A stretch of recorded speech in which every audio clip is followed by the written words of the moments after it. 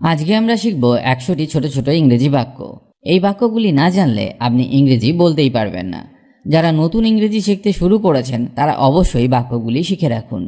এগুলি জানা থাকলে আপনি ফ্লুয়েন্টলি ইংলিশ বলতে পারবেন। এই বাক্যগুলি স্পোকেন ইংলিশে সব সময় ব্যবহার হয় এবং এই বাক্যগুলি আপনি সব জায়গায় ব্যবহার করতে পারবেন। তাহলে চলুন শুরু করা যাক আজকের ক্লাস। তুমি আমাকে জবাব দিচ্ছ না কেন? এই বাক্যটির ইংরেজি হবে why don't you reply me. Why don't you reply me. তার কি অবস্থা? What about him. What about him. আমার কি এটা আনা উচিত? Should I bring it. Should I bring it. তোমার বন্ধুর নাম কি? What is your friends name. What is your friends name. তুমি কি আমার কথা শুনতে পাচ্ছ? Do you hear me. Do you hear me. তুমি কি এটা পাওনি? Don't you get it. আজ সে কেমন আছে? How is he today. How is he today. তোমার বাসার সবাই কেমন আছে? How is your family. How is your family. তুমি চিৎকার করছো কেন? Why are you shouting. গড়বড় করে দেওয়া, মিস আপ।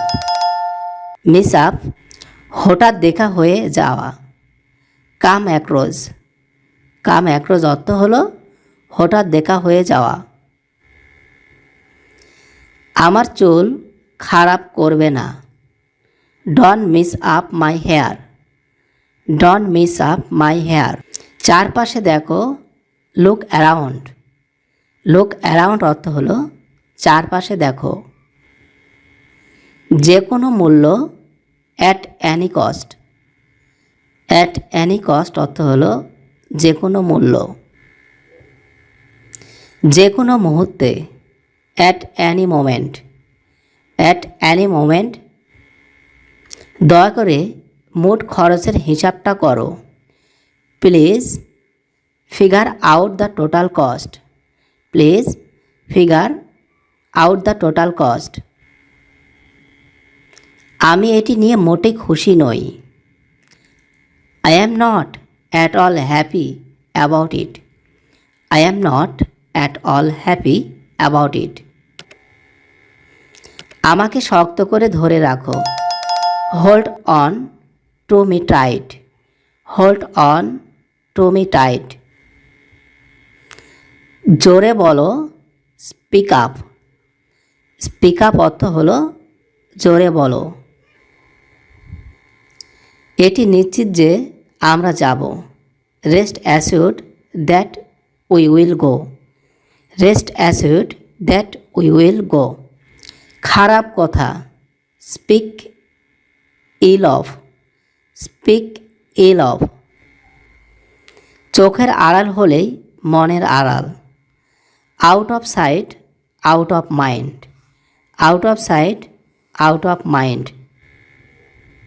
নিশ্চিত হওয়া, রেস্ট অ্যাসিউড। Rest assured. স্মরণে, in memory of. In memory of, স্মরণ। ভগবানের দোহাই, ফর গুডস সেক।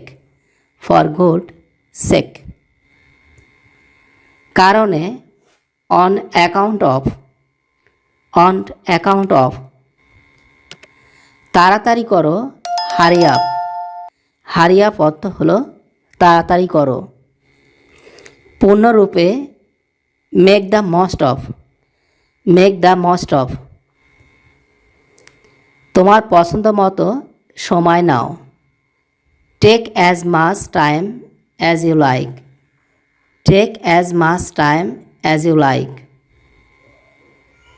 সে পরিকল্পনার পক্ষে বক্তব্য রেখেছিল।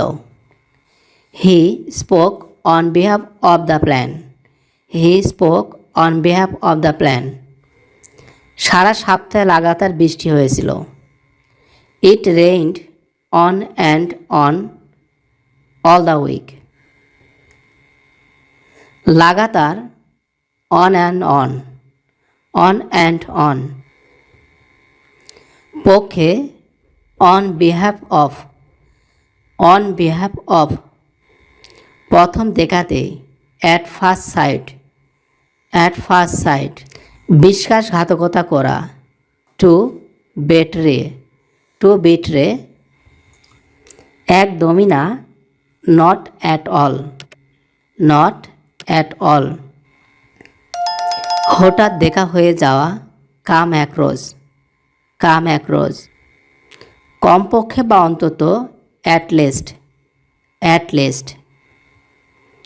তোমার স্বপ্নকে কখনো ছেড়ে দিও না, never give up your dreams, never give up your dreams. যে কোনো মূল্য, at any cost, at any cost. এটা আমার জন্য যথেষ্ট, দ্যাটস এনাফ ফর মি।